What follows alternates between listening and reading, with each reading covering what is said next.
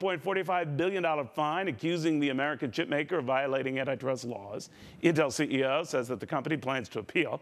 Maneska says this move by the EU could backfire and stifle the Europeans' economic recovery. Radia is a tech policy analyst at the Competitive Enterprise Institute. Ryan, why are they doing this? The European Commission is doing this because they have a flawed approach to competition policy. They look at whether a competitor is having problems, and they use that to assess fines. But the fact is that there's no evidence that Intel has harmed consumers in the processor market. It is a vibrant market. It's a poster child for competition. There's been a fierce price war between Intel and AMD, Intel's arch rival. And over the last 10 years, there has been rapidly increasing innovation, faster CPUs. The only loser here is AMD, but the latest market share numbers show that AMD is actually picking up some against Intel. Well, all right, I'm going to even give the Europeans the benefit of the doubt on this and say they're right. There's something that Intel's doing. Maybe they're just making superior stuff or too much of it that's got the Belgians upset.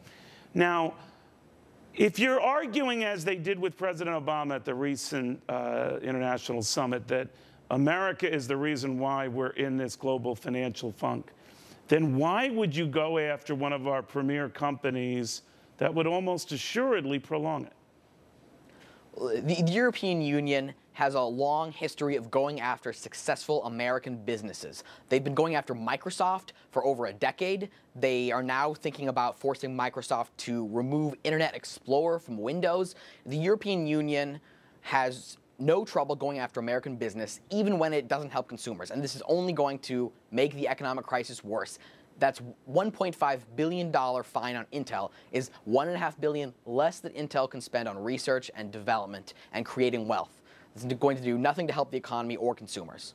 What's the track record on this? Whether you go after the Honeywell-GE merger years ago or Microsoft, which seems like all the time, or now Intel, where does this all lead?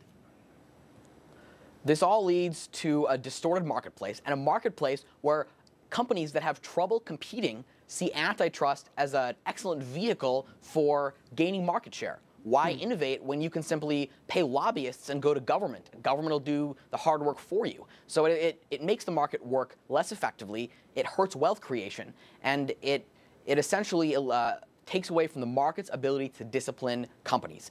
The fact is that especially nowadays, the market is superior to regulators.